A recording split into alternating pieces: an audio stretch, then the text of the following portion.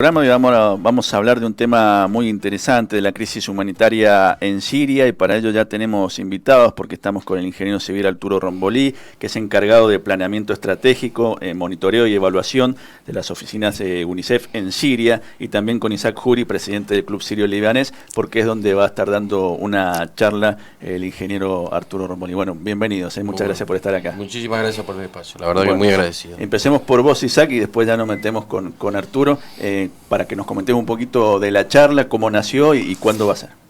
Bueno, el nacimiento de la charla es claramente por la amistad que tenemos con Arturo desde hace muchos años. Cursamos en el Colegio Marista ambos y desde allí tenemos un grupo de amigos en común.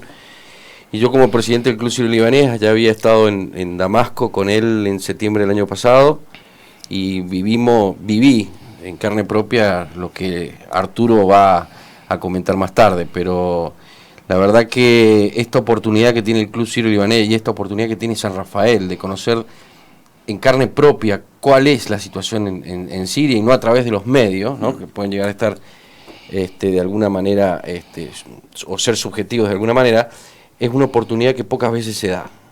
Y esa oportunidad el San Rafaelino la tiene que aprovechar. Todas aquellas personas que estén con ánimos de conocer qué es lo que está pasando en Siria hoy, qué es lo que ha venido pasando y cómo ha intervenido Naciones Unidas en este país, tienen que aprovechar esta oportunidad para dirigirse al Club Sirio Libanés el día viernes a las 20 horas. Es por ello que el club ha puesto todo de sí. Hoy tenemos reunión de comisión en un horario distinto para que esta situación salga lo mejor posible. Y agradecer de primera mano al ingeniero Arturo Rombolí por poder y tener el tiempo para poder hacer esta conferencia. La verdad que estamos muy agradecidos y, como siempre digo, las puertas del Club Sirio Libanés de par en par abiertas para todos los sanrafalinos. Bien. Bueno, Arturo, ¿cuál es el trabajo que realizás trabajando con UNICEF en Siria? ¿En qué consiste la labor de la oficina que tiene allá? Bueno, mi función principalmente es la de preparar el plan de trabajo anual de UNICEF en Siria, y también coordinar todo lo que son las tareas de monitoreo para monitorear cómo va la implementación del plan, y también evaluación, todo lo que es tratar de analizar el impacto que tiene nuestro trabajo. Y también soy responsable de coordinar las relaciones entre UNICEF y las organizaciones de la sociedad civil, ONGs, que son las que nos ayudan también a implementar nuestros programas, ya que no tenemos tanta gente de UNICEF o de Naciones Unidas disponibles. Tenemos que trabajar con gente local que nos ayudan a implementar las actividades que nosotros planificamos. Bien. Comentémosle a la gente, algunos estarán bien informados, otros de lo que llega de vez en cuando. ¿Cuál es la situación en Siria? Que tiene 8 años, ¿no? Ya de una sí, ahora el 15 de marzo se cumplen los 8 años, lamentablemente una crisis y una guerra bastante larga que ha tenido un impacto grandísimo en todo el país, principalmente en los niños y en las mujeres, que es el foco también de trabajo de nuestra organización.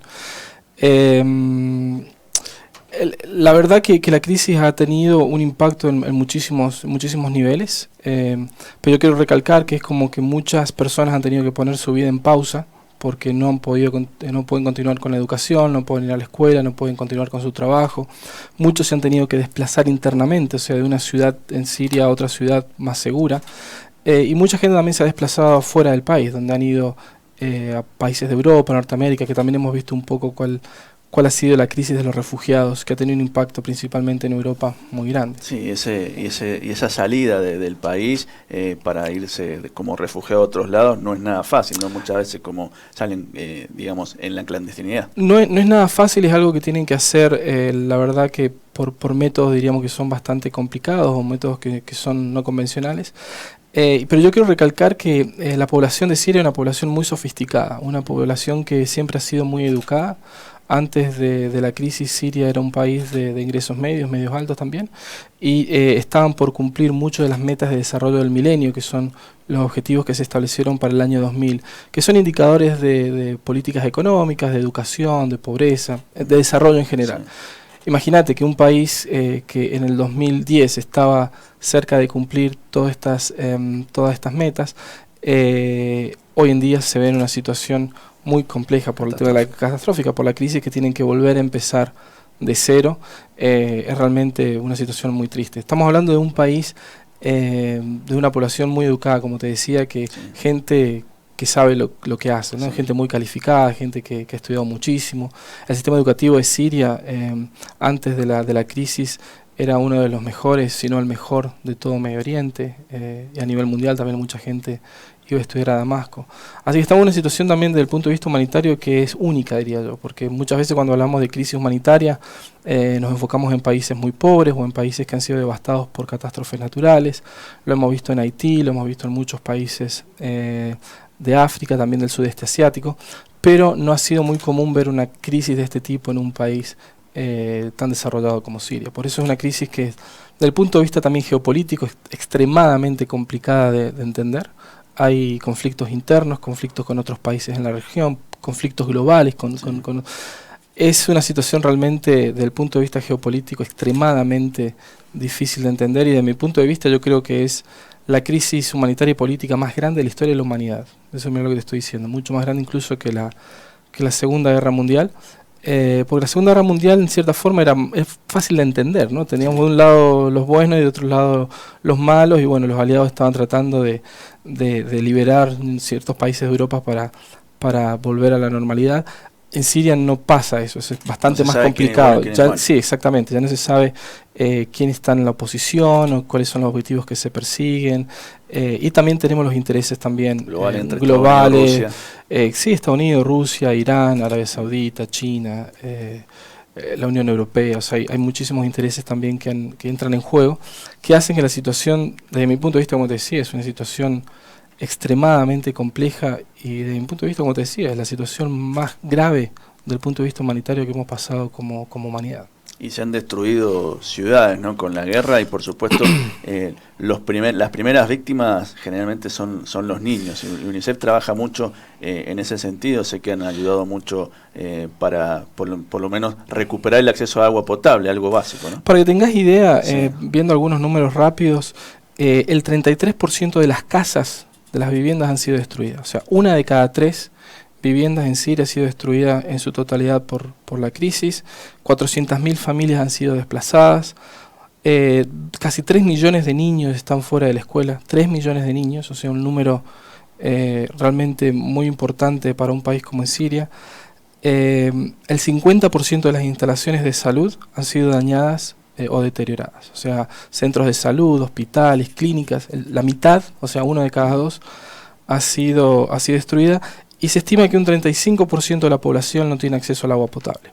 Que para nosotros, que tenemos una vida normal en una ciudad como San Rafael, gozamos realmente del uso del agua y sabemos lo importante que es. Entonces también, imagínate para una familia que además de todo lo que han pasado, ni siquiera tienen acceso al agua potable. O sea, estamos hablando de algo que es realmente básico para vivir, ¿no? ¿Y cómo quedarse a vivir en una situación así, sin casa, sin escuelas, sin hospitales, sin agua potable, ¿no? Es muy complicado. Me parece que los que quedan es porque no les queda otra, ¿no? Es muy complicado, pero a su vez también quiero recalcar la resiliencia que tiene el pueblo sirio. O sea, un pueblo que no solamente ahora, sino si vemos la historia de Siria, una ciudad milenaria, o sea, toda la historia del mundo en cierta forma ha pasado por Damasco, siempre se han quedado y siempre han sobrepasado cualquier crisis y salen adelante. O sea, eso es lo que realmente quiero recalcar, porque es un pueblo que no se da por vencido, un pueblo que día a día sigue luchando y tratando de encontrar soluciones a grandes problemas que existen.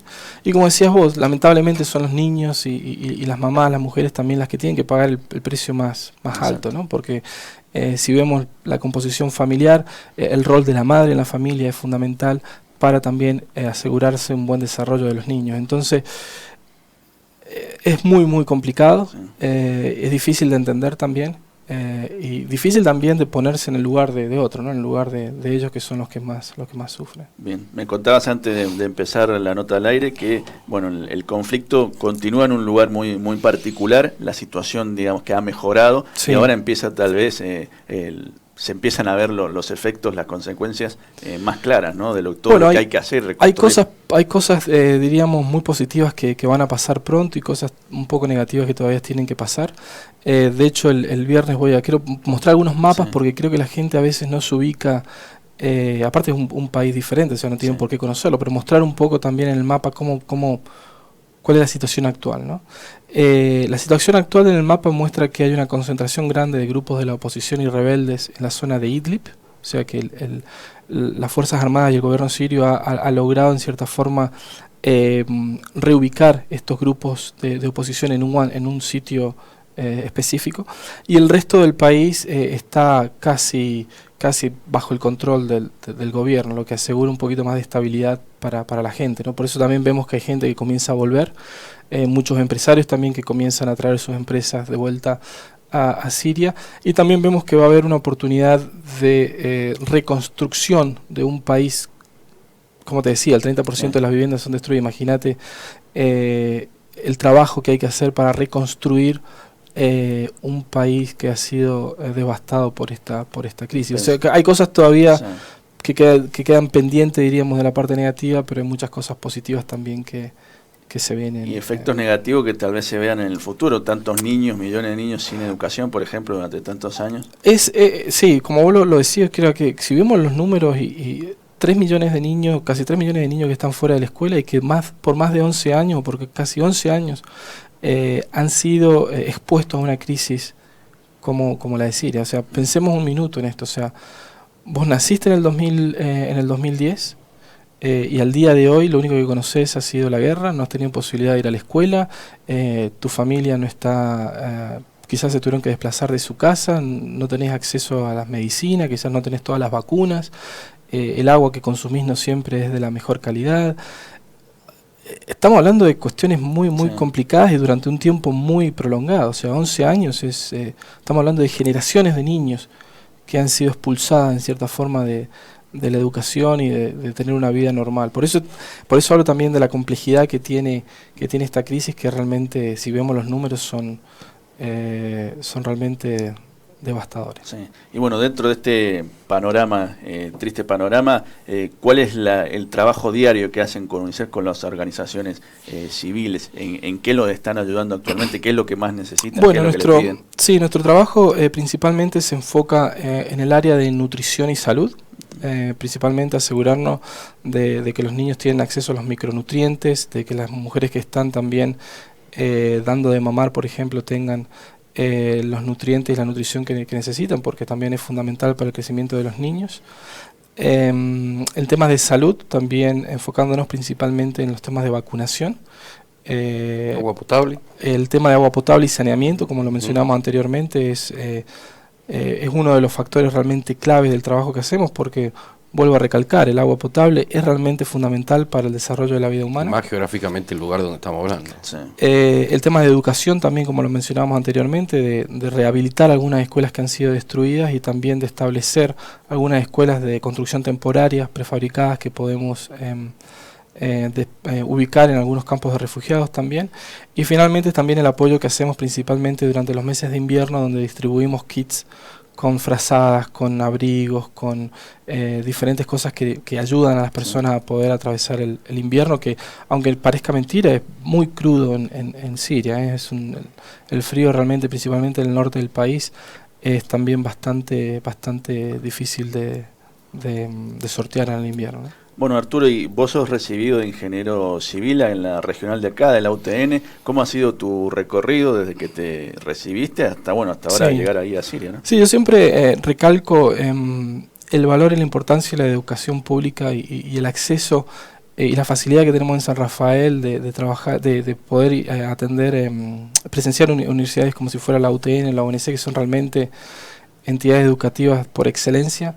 Yo estoy muy agradecido por la educación que me ofreció la UTN, una educación pública, y bueno, una vez que terminé mi carrera como ingeniero civil, yo tenía bastante claro que quería trabajar a nivel internacional. Tuve la suerte de hacerlo a través de una ONG, de los Scouts, que yo era muy activo aquí en San Rafael, y eso me dio la posibilidad de trabajar a nivel internacional con ellos, y luego de los Scouts pasarme al sistema de Naciones Unidas como empleado. Así que nuevamente recalcar la importancia de la educación pública, la importancia de la facilidad que tenemos los sanrafalinos de poder recibir educación de estas entidades en nuestra ciudad. O sea, creo que no hace falta viajar miles de kilómetros o estar separado de la familia para realmente convertirse en un buen profesional. Y bueno, creo que eso es algo que siempre me llena de orgullo, ¿no? Y siempre lo comparto con mis amigos y con la familia. Y tu tarea me imagino que te ha obligado a permanecer en Siria. ¿Cuánto tiempo has estado en Siria? Bueno, estoy ahí desde octubre del 2017, 2017. Son casi 15 meses, y ya estoy comenzando a buscar mi próximo destino, porque por el nivel de crisis que tenemos en Siria, se recomienda que estemos más o menos 1 año y medio, 2 años, y luego que vayamos a otro destino, porque la presión y el estrés es bastante alto, y bueno, se recomienda que más de 2 años no estemos ahí. Bien. ¿Qué fue lo primero que te sorprendió cuando llegaste en octubre del 2017 de Siria? Lo Imagino primero, que estabas muy informado de dónde ibas, sí, pero verlo bueno, es otra cosa. tuve la suerte en el 2013 de viajar por 1 semana a Siria, entonces yo más o menos ya conocía la situación, pero creo que lo que me sorprendió fue principalmente la ciudad de Damasco. Creo yo que cuando llegué yo tenía en mente que iba a estar destruido por lo que había visto en los medios, en la televisión, en internet, pero me di cuenta de que no, que la situación era totalmente diferente. Una ciudad que, a pesar de la crisis, ha continuado funcionando normalmente, y bueno, eso un poco creo que fue lo que me llamó la atención, ¿no? De qué bien mantenida estaba la ciudad a pesar de la crisis. Bien. Bueno, Isaac, repetir un poco la invitación. En San Rafael hay una colectividad siria importante, pero me parece que no va solo dirigido a la colectividad, sino a todos, ¿no? Pero a ver, sí. Pasando en claro esto, Sí. ¿cuánto lleva la entrevista? ¿6, 7 minutos? Sí, poco más. Un poquito más. Bueno, fíjate lo interesante que estuvo, las pocas palabras que pudo vertir ahora Arturo, y lo que va a hacer el día viernes en el Club Sirio Libanés. La invitación está para todos los sanrafaelinos, como todas las actividades que hace el Club Sirio Libanés. No son solamente para los descendientes sirios o libaneses, no, es para todo el sanrafaelino que tenga interés en conocer de primera mano lo que está sucediendo en Siria y lo que está haciendo UNICEF para tratar de menguar tanto dolor como lo acabamos de escuchar. Nadie está ajeno, ¿no?, de que le pase lo que pasó a Siria, como contabas vos, Arturo, un país que está en desarrollo, muy, muy hermoso arquitectónicamente, con gente muy preparada, y bueno, y terminó como terminó, ¿no? Sí, bueno, conociendo un poco más de Siria, eso lo vamos a hablar también el viernes. La ciudad de Alepo, por ejemplo, está considerada la ciudad más antigua de la historia de la humanidad. O sea, estamos hablando realmente de ciudades que han pasado. 5.000, 6.000. Sí, Damasco también, una ciudad que como capital ha sido también una ciudad totalmente importante en toda la historia de la humanidad. Así que creo que la situación del país también nos lleva a pensar qué es lo que viene luego de esta crisis, ¿no? Bien. Bueno, le agradecemos a Arturo Rombolí y Isaac Jury que nos hayan estado. Repetimos entonces, este 22 de febrero, en 25 de mayo 60, a la hora 20, la charla, bueno, una conversación con Arturo Rombolí sobre la crisis humanitaria en Siria. Muchas Exactamente. gracias. Hay que aprovecharlo. Muchas gracias por el a ustedes. espacio. Nada, pausa y enseguida volvemos. En 91.5, las noticias conviven con vos. Sentimos lo mismo que vos. Por eso te acompañamos.